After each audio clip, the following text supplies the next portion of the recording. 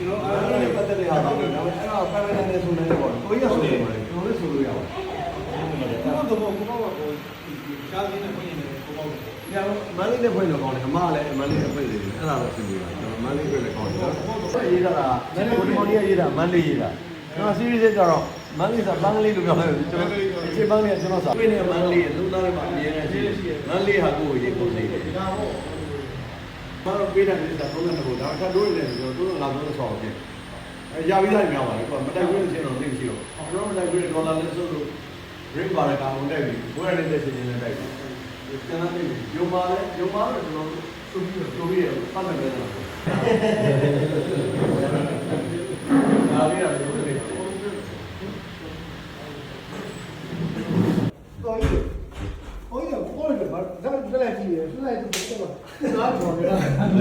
ဆက်ပြောင်းမှလည်းရေးတာဟုတ်တယ်ဘယ်လိုလုပ်မလဲ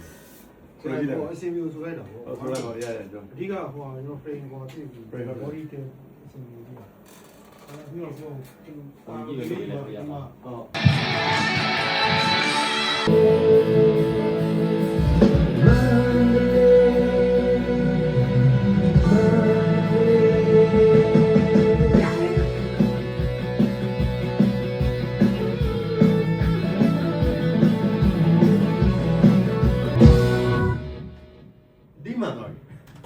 ဆိုဝဲနေနေလေးအဲ့ရလေးဟုတ်တယ်နော်ဆိုစကလေးကျူပါပွဲပေါ့မန္တလေးဟုတ်တယ်အဲ့လိုစိတ်ကူတာ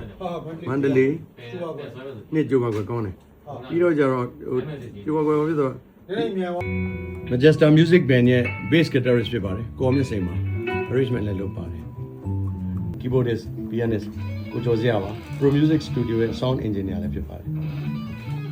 guitarist sound engineer mixing လည်းလုပ်ပါတယ်ကိုမြတ်လုံးဖြစ်ပါတယ်backing guitarist vocalist လည်းဖြစ်တယ်တခြင်းလည်းရေးပါတယ် songwriter vocalist နဲ့တော့ backing guitarist ပါကိုတော်ကြီးဖြစ်ပါတယ်ညီငယ် drummer ကိုဇာနီဖြစ်ပါတယ်မန္တလေးပွဲမှာအားပါးရဖျော်ပြမှာပါကျွန်တော်တို့ Majesta ညီကိုတို့တွေအားလုံးဟာမန္တလေးက Godzilla ဘာမှာဒီဇင်ဘာ23စနေနေ့မှာမန္တလေးပြည်သက်တွေနဲ့အတူအားပါးရဖျော်ပြကြမယ်ကျွန်တော်တို့နဲ့အတူအားဖြည့်ကူညီကြမယ်လူပညာရှင်ညီငယ်ညီမငယ်တွေလည်းအများကြီးပါတယ်အားလုံးပျော်ပျော်ရွှင်ရွှင်ဆုံကြမယ်နော်